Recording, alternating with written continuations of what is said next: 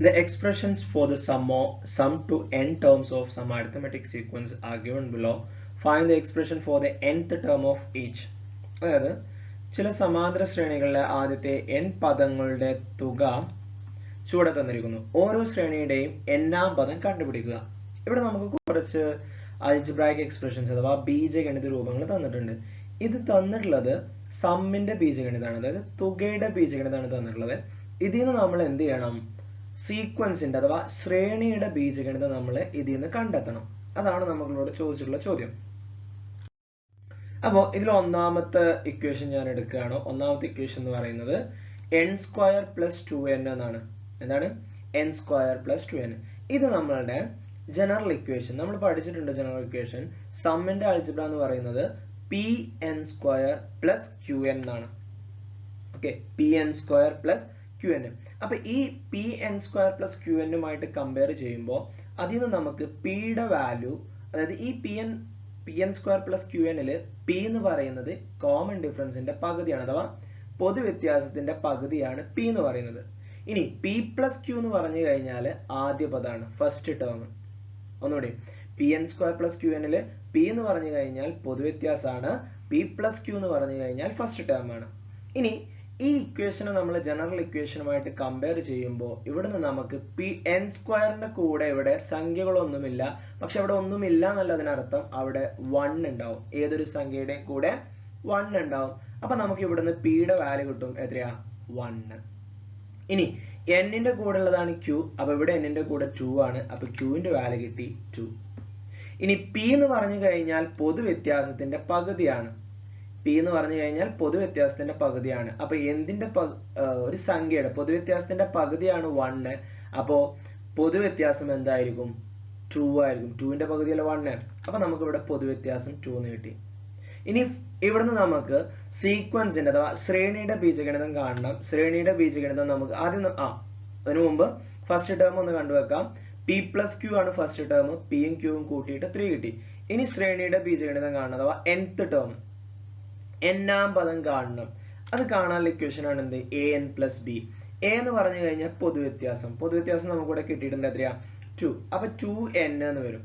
Okay, answer കാണുന്നതിന് മുമ്പ് നമുക്ക് ഒന്ന് ചെയ്യാം. 2n. ഇനി n-ന് 1 കൊടുത്താൽ ഫസ്റ്റ് ടേം ആയ 3 കിട്ടണം. പക്ഷെ ഇവിടെ n-ന് 1 കൊടുത്താൽ 2 കിട്ടുള്ളൂ. അപ്പൊ ഇവിടെ ഒരു +1 കൂടി വരും. അപ്പൊ n-ന് 1 കൊടുക്കുമ്പോൾ 3 ആയില്ലേ? നോക്കി, 2 × 1 2, 2 + 1 3. അപ്പൊ ഇതാണ് നമ്മളുടെ nth ടേം, 2n + 1. ഓക്കെ, ഇനി രണ്ടാമത്തെ ഇക്വേഷൻ 2n² + n. ഇതിനെ നമ്മുടെ ജനറൽ ഇക്വേഷൻ pn² + qn ആയിട്ട് കമ്പയർ ചെയ്യുക. p എന്ന് പറഞ്ഞു കഴിഞ്ഞാൽ പൊതുവ്യത്യാസത്തിന്റെ പകുതിയാണ്, p + q എന്ന് പറഞ്ഞു കഴിഞ്ഞാൽ ആദ്യ പദമാണ്. അപ്പൊ ഇതിനെ കമ്പയർ ചെയ്യുമ്പോൾ ഇവിടെ നോക്കിയേ, n²ന്റെ കൂടെ 2, n²ന്റെ കൂടെ p. അപ്പൊ p = 2. ഇനി n-ന്റെ കൂടെ q. ഇവിടെ n-ന്റെ കൂടെ ഒന്നുമില്ല, അതിനർത്ഥം ഇവിടെ ഒരു 1 ഉണ്ട്. അപ്പൊ q-ന്റെ വാല്യൂ 1. ഇനി p എന്ന് പറഞ്ഞു കഴിഞ്ഞാൽ പൊതുവ്യത്യാസത്തിന്റെ പകുതിയാണ്, കോമൺ ഡിഫറൻസിന്റെ പകുതിയാണ് p. അപ്പൊ ഏത് സംഖ്യയുടെ പകുതിയാണ് 2? 4ന്റെ പകുതിയാണ് 2. അപ്പൊ നമ്മളുടെ കോമൺ ഡിഫറൻസ് 4. p യും q യും കൂടി കൂട്ടിയാൽ നമുക്ക് ഫസ്റ്റ് ടേം കിട്ടും 3. ഇനി നമുക്ക് nth ടേം കാണണം, an + b. a എന്ന് പറഞ്ഞു കഴിഞ്ഞാൽ പൊതുവ്യത്യാസം ഇവിടെ കിട്ടി. then 4n. ഇനി n-ന് 1 കൊടുക്കുമ്പോൾ നമുക്ക് 3 കിട്ടണം. പക്ഷെ ഇവിടെ n-ന് 1 കൊടുക്കുമ്പോൾ എനിക്ക് കിട്ടുക 4 ആണ്. ആ 4ൽ നിന്നും 1 മൈനസ് ചെയ്താൽ നമുക്ക് എന്ത് കിട്ടും? 3 കിട്ടും ഫസ്റ്റ് ടേം. അപ്പൊ നമ്മളുടെ അൾജിബ്ര അല്ലെങ്കിൽ nth ടേം എന്താണ്? 4n - 1. അടുത്തത് n² - 2n. ഇവിടെ നമ്മൾ കമ്പയർ ചെയ്യാണ് pn² + qn. p എന്ന് പറഞ്ഞു കഴിഞ്ഞാൽ പൊതുവ്യത്യാസത്തിന്റെ പകുതി, p + q എന്ന് പറഞ്ഞു കഴിഞ്ഞാൽ ഫസ്റ്റ് ടേം. ഇവിടെ നമ്മൾ കമ്പയർ ചെയ്യുമ്പോൾ n²ന്റെ കൂടെ 1 ആണ്, n²ന്റെ കൂടെ p ആണ്. അപ്പൊ p യുടെ വാല്യൂ 1. ഇനി ഇവിടെ q ആണ്, ഇവിടെ -2 ആണ്. സൈന് ശ്രദ്ധിക്കണം.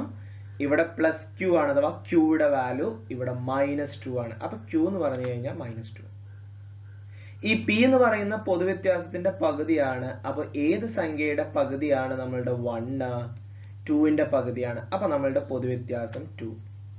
ഇനി p യും q യും കൂടി കൂട്ടിക്കഴിഞ്ഞാൽ നമുക്ക് ഫസ്റ്റ് ടേം കിട്ടും. അപ്പൊ 1 + -2. ശ്രദ്ധിച്ചോളാം, 1 - 2 ആണ്. q യുടെ വാല്യൂ -2 ആണ്. അപ്പോൾ 1 2 പോവില്ല. അപ്പോൾ തിരിച്ച് മൈനസ് ചെയ്തിട്ട് ആൻസറിൽ ഒരു മൈനസ് ഇട്ട് കൊടുക്കുക. അപ്പോൾ -1 ആണ് നമ്മളുടെ ഫസ്റ്റ് ടേം. ഇനി നമുക്ക് nth ടേം കാണാലോ. nth ടേം കാണാനുള്ള ഇക്വേഷൻ എന്താണ്? an plus B. എ എന്ന് പറഞ്ഞു കഴിഞ്ഞാൽ പൊതുവ്യത്യാസം, അതിവിടെ കിട്ടിയിട്ടുണ്ട് 2 ആണ്. അപ്പൊ 2n. ഇനി n-ന് 1 കൊടുക്കുമ്പോൾ നമ്മളുടെ ഫസ്റ്റ് ടേം ആയ -1 കിട്ടണം. പക്ഷെ എനിക്ക് ഇവിടെ n-ന് 1 കൊടുക്കുമ്പോൾ കിട്ടുന്നത് 2 ആണ്. ആ 2-നെ എങ്ങനെ -1 ആക്കാം? 2-ൽ നിന്നും 2 പോയി കഴിഞ്ഞാൽ 0 ആയി, ഒരു ഒന്നും കൂടി പോയി കഴിഞ്ഞാൽ -1 ആയില്ലേ? അപ്പൊ എത്ര കുറക്കണം? -3 കുറക്കണം. Okay, 2n - 3. അടുത്തത് 2n സ്ക്വയർ മൈനസ് n നമ്മൾ കമ്പയർ ചെയ്തു pn² പ്ലസ് qn. അപ്പൊ ഇവിടെ കമ്പയർ ചെയ്യുമ്പോൾ n² കൂടെ 2 ആണ്, n² കൂടെ p ആണ്. അപ്പൊ p ഈക്വൽ ടു 2. ഇവിടെ n-ന്റെ കൂടെ q ആണ്, ഇവിടെ n-ന്റെ കൂടെ -1 ആണ്. So q equal to -1.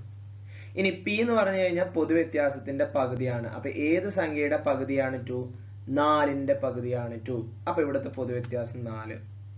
ഇനി പിയും ക്യൂവും കൂടി കൂട്ടിക്കഴിഞ്ഞാൽ നമുക്ക് ഫസ്റ്റ് ടേം കിട്ടും. പിയുടെ വാല്യൂ 2 ആണ്, ക്യൂയുടെ വാല്യൂ -1 ആണ്. അപ്പൊ 2 - 1 1. അതാണ് ഫസ്റ്റ് ടേം. ഇനി നമുക്ക് nth ടേം കാണണം. nth ടേം കാണാനുള്ള ഇക്വേഷൻ എന്താ? an plus B. a എന്ന് പറഞ്ഞു കഴിഞ്ഞാൽ പൊതുവ്യത്യാസം ഇവിടെ കിട്ടി. അപ്പൊ 4n. ഇനി n-ന് 1 കൊടുക്കുമ്പോൾ ഫസ്റ്റ് ടേം ആയ 1 കിട്ടണം. അപ്പൊ n-ന് 1 കൊടുത്തു നോക്കിയേ. 4 × 1 4 ആണ്. 4-ന്ന് എത്ര പോണം? 3 പോയാലാണ് 1 കിട്ടുക. അപ്പൊ 4n - 3. Okay, then n² - n. അടുത്ത് വരുന്നത് n² - n. ഇവിടെ p വെച്ച് കമ്പയർ ചെയ്യുമ്പോൾ n² കൂടെ 1 ആണ്, n² കൂടെ p ആണ്. അപ്പൊ p ഈക്വൽ ടു 1. ക്യൂവിന്റെ കൂടെ ഇവിടെ n-ന്റെ കൂടെ q ആണ്, n-ന്റെ കൂടെ -1 ആണ്. അപ്പൊ q ഈക്വൽ ടു -1. പൊതുവ്യത്യാസം എന്ന് പറയുന്നത് p എന്ന് പറയുന്നത് പൊതുവ്യത്യാസത്തിന്റെ പകുതിയാണ്, അഥവാ കോമൺ ഡിഫറൻസിന്റെ പകുതിയാണ്. അപ്പൊ കോമൺ ഡിഫറൻസ് 2. പിയും ക്യൂവും കൂടി കൂട്ടിയാൽ ഫസ്റ്റ് ടേം കിട്ടും. അപ്പൊ 1 - 1 ഈക്വൽ ടു 0. നമ്മളുടെ ഫസ്റ്റ് ടേം 0 ആണ്. ഇനി nth ടേം കാണാനുള്ള equation an plus B. a എന്ന് പറഞ്ഞു കഴിഞ്ഞാൽ പൊതുവ്യത്യാസം. അപ്പൊ 2n. ഇനി n-ന് 1 കൊടുക്കുമ്പോൾ നമുക്ക് എന്ത് കിട്ടണം? 0 കിട്ടണം. അപ്പൊ ഞാനിവിടെ n-ന് 1 കൊടുത്തു. 2 × 1 2 മൈനസ് ആ 2 എപ്ലസ് 0 ആവുക, 2 മൈനസ് ആവുമ്പോഴാണ് 0 ആവുക. അപ്പൊ 2n - 2. ഓക്കെ ആണല്ലോ.